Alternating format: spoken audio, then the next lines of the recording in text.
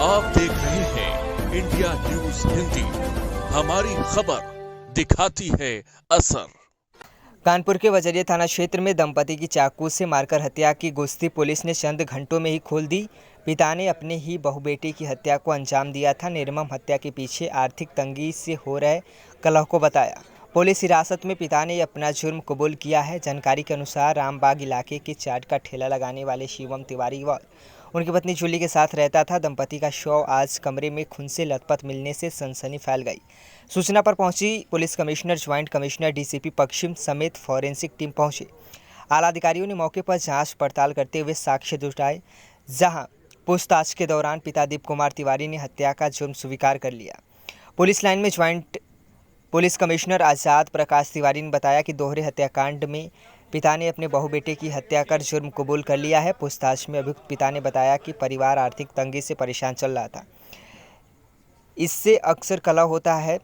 इससे अश्विज आकर अपने पहले बेटे को चाकू से गला रेतकर हत्या की, फिर बहू की मौत को भी घाट उतार दिया।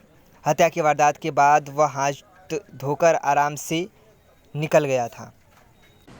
वजह हमसे मत पूछो। नहीं क्योंकि शादी से नाराज थे क्या होते? नहीं, हम किसी चीज से नाराज नहीं थे। शादी से जिसने जन्म नाराज दिया अपने बेटे को मारेगा तो तकलीफ नहीं हुई? उनको बहुत तकलीफ हुई। तो क्यों मारा? इतनी तकलीफ हुई कि मेरी जिंदगी तबाह हो गई। मेरे पास 2 ही बच्चे थे, लेकिन जो हुआ मेरी मजबूरी में मैं इस पैर को भी लाज नहीं बचा पाया। इस पैर को भी लाज नहीं। कितनी चक्कू मारी आपने? 2 ही तो मारी है और दोनों के गड़गड़ी पे मारी है। जब वो सो रहे थे कि जग रहे थे? सो रहे थे। तो आपको अफसोस नहीं हो रहा कि अपने खून को ही कत्ल कर? नहीं, हमको अफसोस नहीं हो रहा है। इसलिए नहीं हो रहा है कि मैं 5 महीने की जिंदगी नरक की जो गुजारी है उससे बढ़िया है वो मर गई।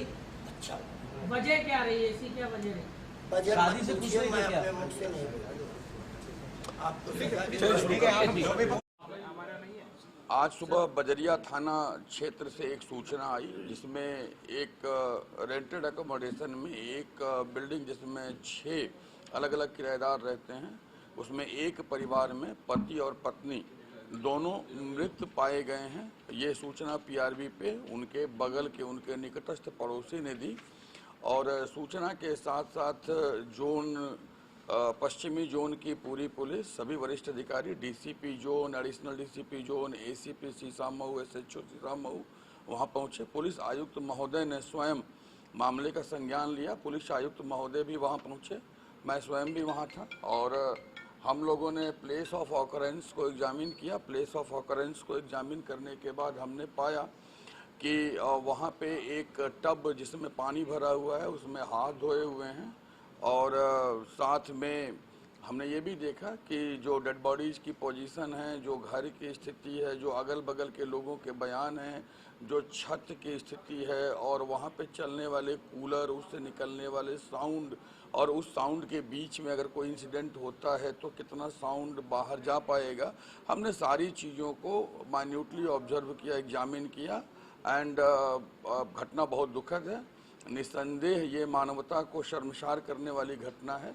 लेकिन अगर हम पुलिस के प्रोफेशनल पर्सपेक्टिव से देखें तो पश्चिमी जोन की पुलिस को मैं बधाई दूंगा। मैं डीसीपी जोन बीबीजीटीएस मूर्ति, उनकी पूरी टीम, हमारे Brajesh Srivastava additional DCP Sisamau, ACP Nishank Sharma और एसएचओ सीसामऊ को मैं इसके लिए जो बजरिया को मैं बधाई दूंगा कि उन्होंने बहुत ही मेहनत किया और सुबह से इसको एक चैलेंज के रूप में लेते हुए सभी तथ्यों को सामने लाकर पीस ऑफ एविडेंस जो उसको भी कलेक्ट किया।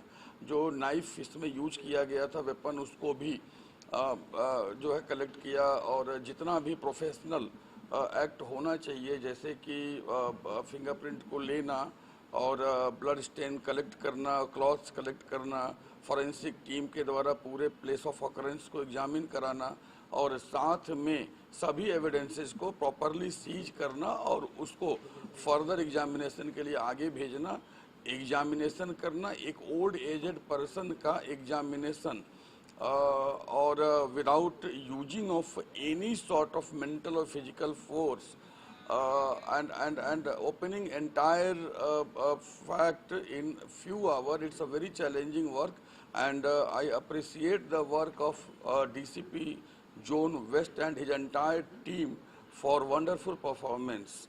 ये बहुत ही दुखद घटना है और इस घटना में पारिवारिक तनाव, पारिवारिक कलह, कुछ वहम, कुछ अंतर्विरोध और डे टू डे में परिवार के भीतर चल रही गतिविधियां जिम्मेदार हैं।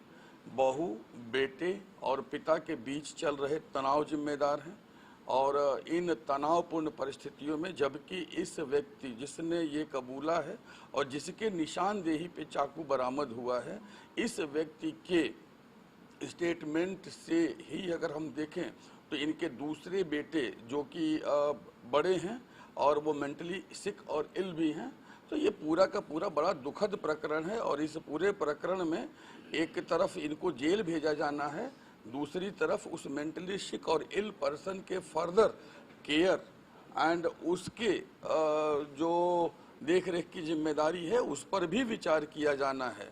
तो ये पूरा इन्वेस्टिगेशन अभी प्रोसेस में है and I will request to BBGTS Murthy to speak over this investigation few words.